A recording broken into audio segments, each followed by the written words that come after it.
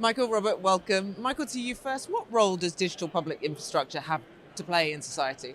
Yeah, I think digital public infrastructure is always not an acronym that many people will know, but it's the generic name for things like digital identity, digital payment systems, et cetera, et cetera. It's kind of the fabric beyond the connectivity that allows a digital society to function and to allow people and businesses to connect with each other on identification, authentication, payment, data exchange, et cetera, et cetera.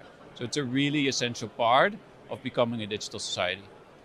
What role, I guess, what opportunities is AI creating for DPI, Robert?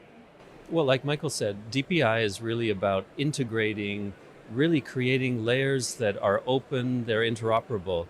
And so when it comes to artificial intelligence, something like digital public infrastructure can really enable effective, accurate, representative AI because it can unlock more data.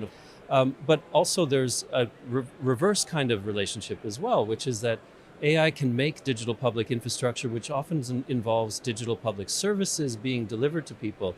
AI can make those services more effective, more efficient, and actually look for things like fraud and other kinds of detection capabilities that really would flag anything suspicious and just generally make those services more effective.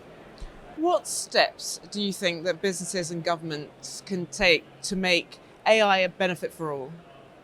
Yeah, so I think AI benefit for all really it starts with that safety and security that a good DPI infrastructure will create, and getting on aligned standards and an aligned roadmap is really critical here. So that for me is step number one.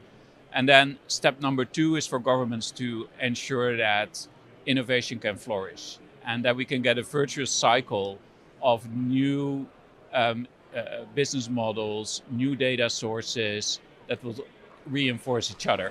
Your view, Robert? Yeah, I would agree with that. I think, though, for the work of the United Nations Development Program, we work with countries across the global south. And there's issues around things like data availability and accuracy. So we need to make sure that we're unlocking the data that is there so that the systems that serve those countries are really much more representative.